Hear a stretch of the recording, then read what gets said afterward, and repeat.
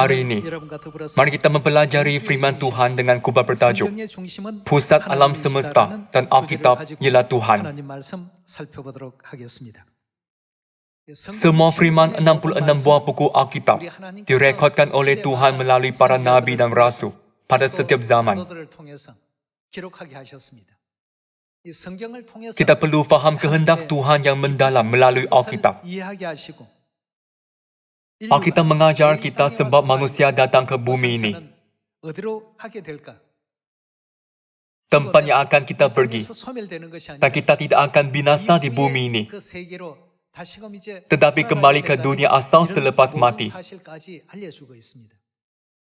Jadi, Anda dan saya harus percaya sepenuhnya bahawa Tuhan mengawal dan membimbing semua kehidupan kita. Jadi, siapakah pusat Alkitab? Bukankah buku Yohanes bab 5 ayat 39 tertulis bahawa kitab-kitab suci itu memberi kesaksian tentang Tuhan? Semua manusia harus mengenal Tuhan. Melalui Alkitab, Tuhan mengajar manusia iman yang betul, cara untuk mengenal, menerima, dan menakutinya, walaupun dia datang dalam bentuk yang lain, serta bagaimana mentaati semua firman-Nya, bukan? Apabila kita berfikir bahawa Tuhanlah pusat Alkitab dan alam semesta, jadi tanpa Tuhan, apakah yang akan terjadi pada iman kita? Jika kita mendakwa bahawa kita beriman, tetapi tiada Tuhan di pusat iman, itu adalah sia-sia. Kita tidak akan menerima keselamatan atau pengampunan dosa. Iman tidak mungkin wujud tanpa Tuhan. Bagaimana dengan gereja yang tiada Tuhan? Apa akan terjadi jika gereja itu selalu memuji Tuhan, walaupun dia tidak di sana? Kini, banyak gereja yang seperti pasir di laut, berpusat pada siapa? Kerana tiada Tuhan di sana. Pastorlah yang menjadi pusat atau pemimpin baru yang menjadi pusat. Mereka buat kesilapan dan kebodohan, mengutamakan kata-kata sendiri daripada firman dan hukum Tuhan. Ini kerana tiada Tuhan di gereja itu. Tanpa Tuhan, adakah sistem kebenaran bermakna? Bukankah kebenaran Paskah dan hari Sabat amat bernilai kerana ada Tuhan? Sebab itulah, iman kita harus berpusat pada Tuhan. Kini, ada banyak gereja di sekeliling kita. Namun, ada banyak kes gereja tidak memainkan peranan, misi, dan fungsinya, kerana Tuhan tidak berada di sana. Mari kita fikirkan satu perkara lagi. Adakah ibadah tanpa Tuhan, pujian tanpa Tuhan, atau doa tanpa Tuhan bermakna? Semua itu adalah sia-sia. Agar semua itu bermakna, harus ada siapa? Tuhan. Tuhan ada di gereja kita, jadi iman kita bersinar. Memandangkan ada Tuhan, gereja kita membimbing manusia ke syurga. Meskipun kita sering dihalang oleh sekeliling, bukan?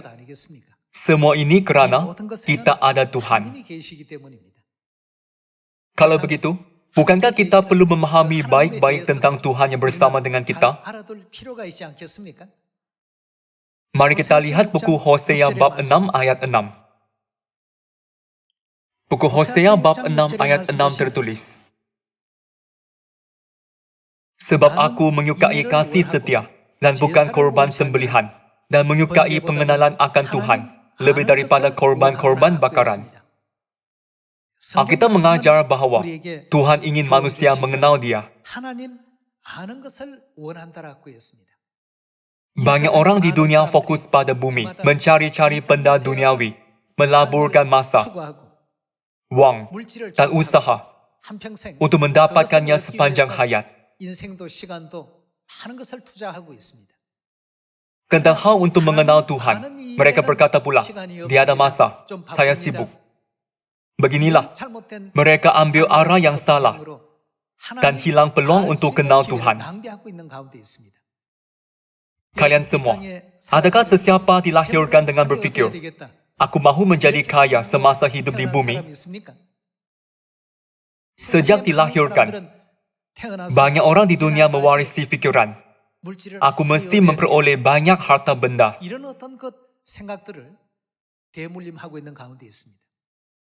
Namun, semua orang meninggal dunia dengan tangan hampa. Mereka tidak dapat membawa apa-apa pun di bumi. Apabila Tuhan menciptakan manusia, Dia ingin orang mengenal Dia lebih daripada apapun. Memperoleh harta benda dan kehidupan bumi adalah penting.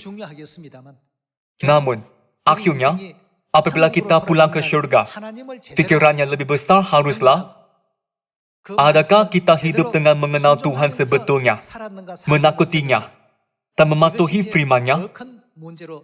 Ini lebih penting. Jadi, iman, gereja, sistem kebenaran, dan ibadah yang tiada Tuhan adalah sia-sia dan tidak berguna. Sebab itulah Nabi Hosea mengingatkan kita agar bersungguh-sungguh mengenal Tuhan. Mari kita lihat Perjanjian Baru dan buka buku Kolose bab 2 ayat 2. Buku Kolose bab 2 ayat 2 tertulis, supaya hati mereka terhibur dan mereka bersatu dalam kasih, sehingga mereka memperoleh segala kekayaan dan keyakinan pengertian dan mengenal. Siapa? Mengenal rahasia Tuhan, yaitu Kristus. Mengenal rahasia Tuhan, yaitu Kristus. Ayat 3, sebab di dalam Dialah tersembunyi segala harta, hikmat, dan pengetahuan. Selain itu, ada, kemanakah manusia akan pergi apabila mereka meninggal dunia? Adakah mereka akan lenyap seperti segenggam debu di bumi? Adakah apa-apa akan membawa mereka ke titik permulaan yang baru?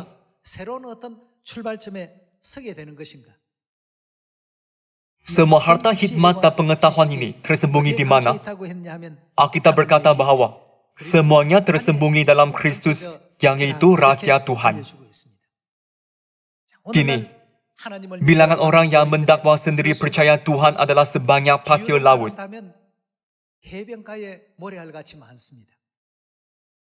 Walaupun banyak yang percaya Tuhan, malangnya, jika dia ada mengakui dan mempercayainya dengan betul, jadi, Alkitab berkata bahwa mengenal Tuhan adalah apa? Mengenal Kristus adalah apa yang dimahukan Tuhan bagi manusia. Apabila Yesus datang buat kali pertama, orang Yahudi percaya Tuhan.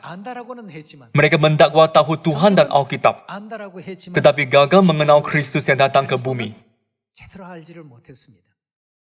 Pada zaman Roh Kudus juga, ada banyak gereja. Ada orang bermegah kerana sudah membaca Alkitab sebanyak 500 atau 1000 kali. Walaupun sudah beberapa kali membaca Alkitab, mereka tidak menyadari mesej yang cuba disampaikan Tuhan kepada manusia. Jadi, mereka tidak menerima Kristus yang datang kali kedua dan tidak jumpa kebenaran Tuhan Ibu, yaitu pengantin perempuan. Apabila Yesus datang kali pertama, banyak orang yang percaya Tuhan tidak mengenal dan menerima Dia yang dalam badan sepenuhnya. Kini juga, orang tidak mengenal Kristus Ansang Hong, yang datang kali kedua ke bumi dalam badan, dan Ibu Syurgawi Yerusalem baru. Ada sebab mereka tidak memahami roh dan pengantin perempuan dengan baik. Mari kita cari jawapan itu melalui Alkitab. Buku 2 Korintus bab 4. Buku 2 Korintus bab 4 ayat 3 tertulis, jika Injil yang kami beritakan masih tertutup juga, maka ia tertutup untuk mereka yang akan binasa. Itu orang-orang yang tidak percaya, yang pikirannya telah dibutakan oleh ilat zaman ini. Ilat zaman ini merujuk kepada siapa? Maksudnya syaitan, yaitu penguasa di udara. Orang-orang yang tidak percaya, yang pikirannya, bagaimana? Telah dibutakan oleh ilah zaman ini. Syaitan membutakan pikiran orang. Dia membutakan pikiran orang agar mereka tidak membezakan kebenaran dengan kepalsuan atau melihat cahaya kemuliaan Kristus. Bagaimana manusia boleh jadi Tuhan? Jika Tuhan datang, dia harus muncul di negara hebat seperti Amerika Syarikat. Kenapa dia datang di negara yang kecil dan miskin?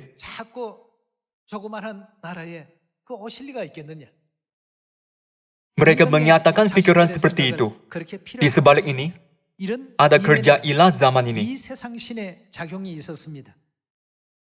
yaitu orang-orang yang tidak percaya, yang pikirannya telah dibutakan oleh ilah zaman ini, sehingga mereka tidak melihat cahaya Injil tentang kemuliaan Kristus, yang adalah gambaran Tuhan.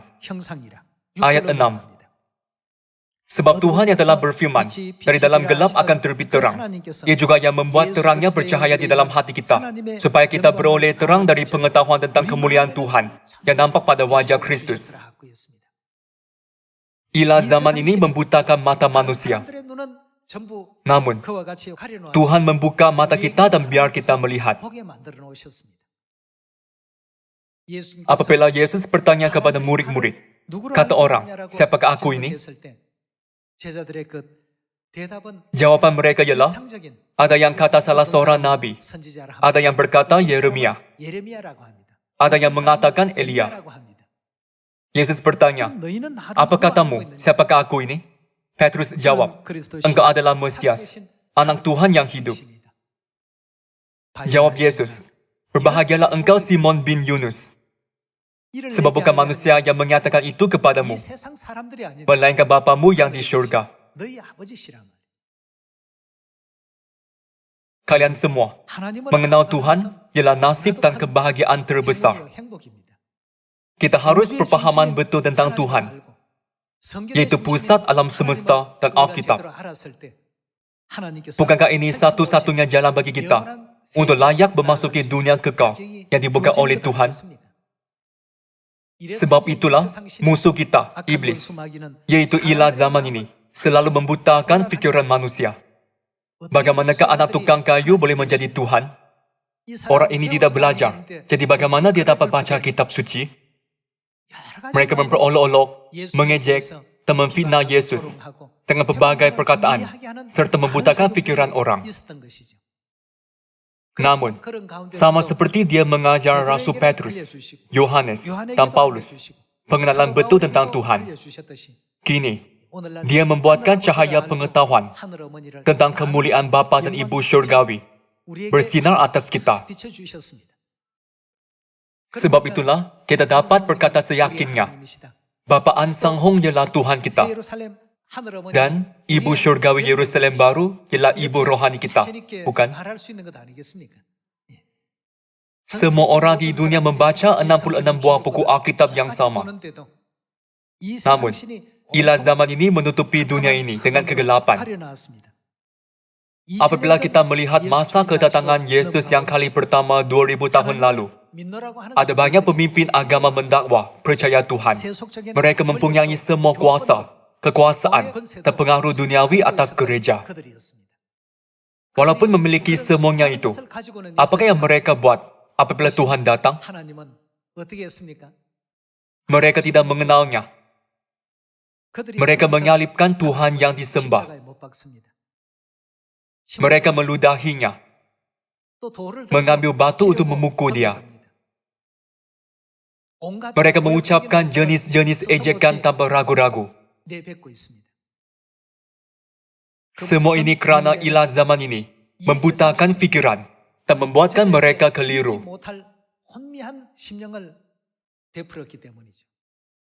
Namun, Tuhan menyinarkan cahaya pengetahuan tentang kemuliaannya pada kita. Kini, kita semua baca Alkitab yang sama, tetapi perspektif kita berbeza. Ini kerana mereka belajar daripada pengetahuan manusia. Bagaimana pula dengan kita? Buku Yesaya tertulis bahawa Tuhan akan mengajar kita. Yesus berkata, setiap orang yang telah mendengar dan menerima pengajaran dari Bapa datang kepadaku. Juga dalam ramalan Nabi Mika, apakah yang akan dibuat oleh Tuhan pada akhir zaman? Menurut buku Mika bab 4, dia akan mengajar kita jalan-jalannya. Siapa sendiri memberi kita cahaya pengetahuan tentang Tuhan? Tuhan sendiri datang ke bumi, mengajar, dan berkata, Aku mengikut ibu. Serta mengajar kita semua kebenaran tentang pengantin perempuan roh. Bukan? Betapa gembira dan diberkatinya kita yang menerima cahaya pengetahuan tentang Tuhan. Jadi, bagaimanakah masa depan orang yang berkata percaya Tuhan pada 2000 tahun lalu? Mari kita lihat buku Matius bab 23. Buku Matius bab 23 ayat 13. Celakalah kamu, hai ahli-ahli Taurat dan orang-orang Farisi, hai kamu orang-orang munafik, karena kamu menutup pintu-pintu kerajaan syurga di depan orang. Sebab kamu sendiri tidak masuk dan kamu merintangi mereka yang berusaha untuk masuk. Yesus menghakimi orang Farisi dan ahli-ahli Taurat pada masa itu secara langsung. Ayat 33. Hai kamu ular-ular, hai kamu keturunan ular beludak, bagaimanakah mungkin kamu dapat meluputkan diri dari hukuman neraka? Secara luaran, mereka ada baik suci yang mengagumkan, kuasa duniawi, dan kuasa keagamaan sekaligus. Namun, dalam mata Yesus, mereka hanyalah keturunan ular beludak.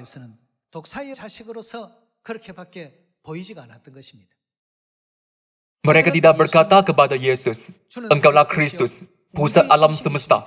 Engkaulah pusat iman kami dan pusat Alkitab. Apa gunanya mereka menjadi imam besar tanpa pengetahuan dan kebijaksanaan untuk mengenal Tuhan? Pada zaman dinasti Joseon di Korea, ada agen rahasia di raja. Mereka menilai sama ada gubernur menjalankan kehendak raja, berbuat baik atau jahat terhadap rakyat. Mereka dihantar secara rahasia atas sebab itu. Bukan? Mereka berkuasa untuk mengintrospeksi dan memecat dengan serta-merta. Mereka melakukan kuasa raja. Apabila Yesus datang ke bumi ini dalam badan, dia juga menjatuhkan penghakiman dan berkata, semua orang ini akan dihakimi di neraka. Walaupun banyak pemimpin agama berpaling daripada Yesus, Rasul Petrus, Yohanes, dan Paulus mengenal dan menerima dia. Pada saat mereka mati pun, mereka berseru, pusat alam semesta dan Alkitab ialah Tuhan. Dia sudah muncul di bumi ini dalam badan. Walaupun orang lain tidak mempercayainya dan dunia tidak mengikut kebenaran Alkitab, haruskah kita seperti mereka? Orang yang akan diselamatkan harus hormat dan ikut ajaran Alkitab. Kita harus patuh semua ajaran 66 buah buku Alkitab, tanpa lupa bahwa itulah jalan kebenaran yang diberikan oleh Tuhan. Mari kita lihat zaman ini. Menurut buku Ibrani bab 9, bagaimanakah Tuhan akan datang untuk mengurniakan keselamatan kepada orang yang menantikannya? Dia akan datang ke bumi ini buat kali kedua, dalam badan seperti 2000 tahun lalu. Dia berkata bahwa dia tidak akan datang dengan nama Yesus, tetapi dengan nama baru di negara timur di hujung bumi. Nabi-nabi juga menjelaskan Kristus yang akan datang pada akhir zaman. Mari kita lihat buku Hosea bab 3 ayat 5. Hosea bab 3 ayat 5 tertulis, sesudah itu orang Israel akan berbalik dan akan mencari siapa? Tuhan, Tuhan mereka. Dan Daud, Raja mereka. Mereka akan datang dengan gemetar kepada Tuhan dan Daud dan kepada kebaikannya pada hari-hari yang terakhir. Raja Daud meninggal kira-kira 250 tahun sebelum Nabi Hosea menulis buku ramalan ini. 이미 다윗은 죽어버렸습니다. Walaupun dia tidak di bumi lagi, mereka akan datang dengan gementar kepada siapa? Mereka akan mencari Daud dan datang dengan gementar kepada Tuhan, serta berkatnya pada hari-hari yang terakhir. 이렇게 알려주고 있습니다. Kalau begitu, Daud ini bukanlah yang fisika. Mari kita pergi ke buku Lukas bab 1 untuk mengetahui Daud yang diramakan ini. 말씀 공개보도록 합시다. Buku Lukas bab 1 ayat 31. Sesungguhnya engkau akan mengandung dan akan melahirkan seorang anak laki-laki, dan hendaklah engkau menamai dia Yesus. Ia akan menjadi besar dan akan disebut anak Tuhan yang Maha Tinggi. Dan Tuhan akan mengaruniakan kepadanya apa? Takhta Daud, bapa leluhurnya. 누구에게요? Dia merujuk kepada siapa? 저는 누구를 뜻합니까? Yesus. Kepada Yesus. 예수님에게 주시리니 Ayat 33. Dan ia akan menjadi raja atas kaum keturunan Yakub sampai selama-lamanya. Dan kerajaannya tidak akan berkesudahan. Daud yang diramakan oleh Nabi Hosea melambangkan Yesus. Yesus diberi takhta Daud. Ia akan menjadi raja atas kaum keturunan Yakub sampai selama-lamanya. 야곱의 집에서 영원토록 왕노릇 하실 것이다 고 했습니다. Namun, seperti yang Anda tahu, Yesus datang ke bumi, dibaptis pada umur 30 tahun, 이 땅에 오셔서 membimbing kerajaan Injil selama 3 tahun, dan naik ke surga pada kedatangan yang kali pertama. 이끌어 가시고 올리우셨습니다. Walaupun tertulis, ia akan menjadi raja sampai selama-lamanya. Kerjanya berakhir dalam 3 tahun pada kedatangan yang kali pertama. Mari kita pergi ke buku 2 Samuel bab 5 ayat 4. Ayat 4 tertulis, Daud berumur 30 tahun pada waktu ia menjadi raja. Berapa lama dia memerintah? 40 tahun lamanya ia memerintah. Buku Lukas bab 1 ayat 31 tertulis, Tuhan akan mengaruniakan kepadanya takhta Daud, bapa leluhurnya. Yesus harus diurapi pada umur 30 tahun untuk memerintah di atas takhta. Hanya apabila dia memerintah selama 40 tahun selepas menjadi raja, kita boleh berkata bahawa dia memenuhi ramalan takhta Daud. Mari kita lihat kehidupan Yesus. Buku Lukas bab 3 ayat 21. 21절의 말씀 보겠습니다. Ketika seluruh orang banyak itu telah dibaptis, dan ketika Yesus juga dibaptis dan sedang berdoa, 세례를 받으시고 terbukalah langit dan turunlah Roh Kudus dalam rupa burung merpati ke atasnya. 비둘기같이 그의 위에 Dan terdengarlah suara dari langit, Engkaulah anakku yang kukasihi, kepada mula aku berkenan. 내가 너를 Ketika Yesus memulai pekerjaannya, ia berumur kira-kira 하실 때 berapa tahun? 몇 세가 되었다고요? 30 tahun. 30세쯤 되시니라고 했습니다. Yesus dibaptis dan mulai menginjil pada umur 30 tahun. 연세가 30세 정도가 되셨습니다. Dalam buku Lukas bab 4, baptisannya digambarkan sebagai diurapi. 받았다라고 이렇게 표현되어 있는데요. Mari kita pastikan bapak itu. 확인해 봅시다. Mari kita lihat buku Lukas bab 4 ayat 18. 18절의 말씀 함께 보겠습니다. Roh Tuhan ada padaku, oleh sebab dia telah apa? Mengurapi aku untuk menyampaikan kabar baik kepada orang-orang miskin. 부으셨다고요? Dan dia telah mengutus aku untuk memberitakan pembebasan kepada orang-orang tawanan dan penglihatan bagi orang-orang buta, untuk membebaskan orang-orang yang tertindas, 주의 은혜의 untuk memberitakan tahun rahmat Tuhan telah datang. 하였더라 하고 했습니다. Penulis berkata 복음을 전했던 bahawa Yesus dibaptis 선지자는 dan menginjil sebagai 위해서 diurapi untuk menyampaikan kabar baik. 표현하고 있습니다. 그럼 Kalau begitu, 기록이라고 하는 것은 bukankah pengurapan itu berlaku pada upacara pentauliahan raja atau imam besar? 일어나는 것 아니겠습니까? Yesus diurapi pada umur 30 tahun. Maksudnya, dia dibaptis. 즉 침례를 받으셨죠. Jadi, seperti Daud menjadi raja pada umur 30 tahun dan memerintah selama 40 tahun, 예수님의 통치의 어떤 pemerintahan Yesus haruslah 40 tahun. Namun, 예수님은 pelayanannya berakhir selepas 3 tahun setengah. 끝이 났습니다. Untuk memenuhi ramalan takhta Daud, 이루시기 위해서는 37 tahun diperlukan. 시간이 더 있어야 되겠는데 Bagaimanakah bahagian ramalan ini dipenuhi? 부분이 해결이 되느냐 이겁니다. Yesus harus datang ke bumi ini buat kali kedua dalam badan. 오셔야 되죠. Adakah Tuhan menjadi raja dalam roh hanya selama 40 tahun? 왕노릇 하십니까? Tuhan kekal memerintah sebagai raja, 왕노릇 bukan? 하실 하나님 아니십니까? 그 하나님 Tuhan akan menjadi raja selama 37 tahun atau 3 tahun. Ini harus berlaku semasa dia berada dalam badan. Jadi, dia datang buat kali kedua untuk memenuhi baki ramalan Daud. Apabila Daud memerintah Israel, ada hukum bagi raja untuk memerintah umatnya. 그 사이에 백성을 다스리는 법이 있었습니다. Jadi, Kristus yang datang ke bumi ini sebagai Daud rohani memerlukan hukum kehidupan untuk memerintah umat syurgawi yang rohani. 그것이 또 생명의 Apakah hukum itu? 그 법이 바로 어떤 법이었습니까? Mari kita lihat buku Lukas bab 22 ayat 7.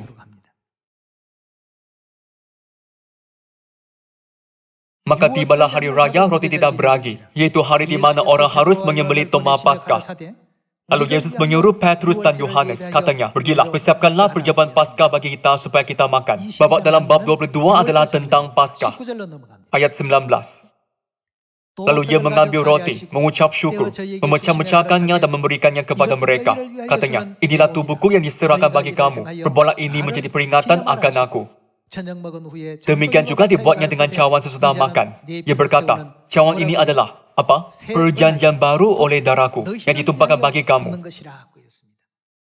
Mengenai perjanjian baru, Tuhan menetapkannya sebagai hukum untuk memerintah umatnya melalui ramalan dalam buku Yeremia bab 31. Apa kata kita memastikan babak itu juga? Mari kita lihat buku Yeremia bab 31 ayat 31. Sesungguhnya akan datang waktunya, demikianlah firman Tuhan, aku akan mengadakan perjanjian baru dengan kaum Israel dan kaum Yehuda.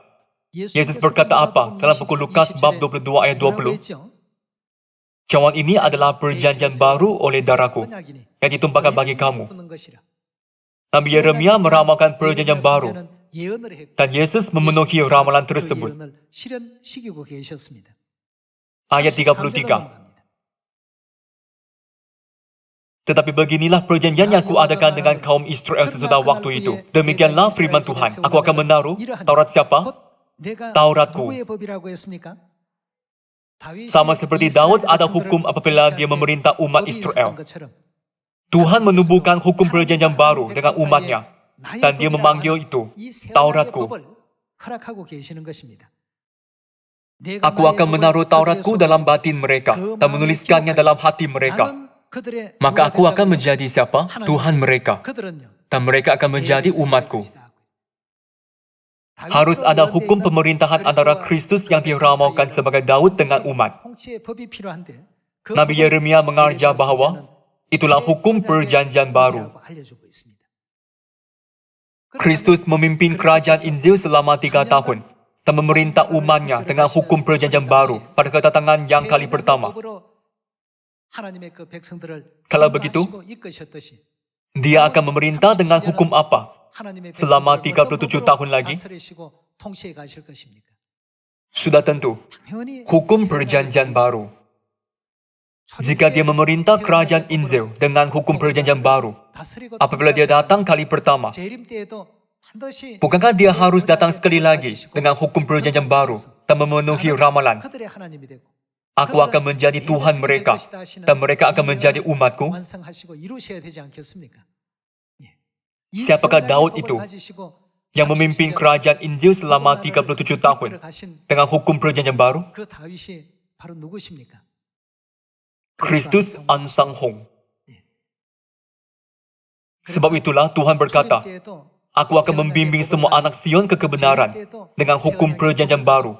Apabila aku datang kali pertama dan kedua, ketahuilah bahwa akulah dia.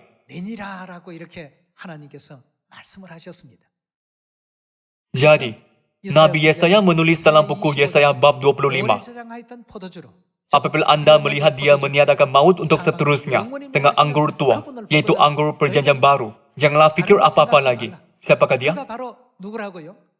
Sesungguhnya, Inilah Tuhan kita yang kita nanti-nantikan supaya kita diselamatkan. 구원하실 것입니다. Dengan apa? Dengan ketetapan, peraturan, dan hukum perjanjian baru. Bapa Syurgawi Ansang Hong ialah Kristus yang memimpin semua kerja penginjilan selama 37 tahun dengan hukum kebenaran perjanjian baru. Hari Sabat, baptisan, Paskah, 7 perayaan dalam 3 kali, dan peraturan tudung. Tiada orang dapat memulihkan kebenaran perjanjian baru gereja awal. Hanya apabila Tuhan datang ke bumi ini, barulah semua dipulih dan dibaikkan. Bukan sesiapa boleh membawa hukum perjanjian baru ke bumi.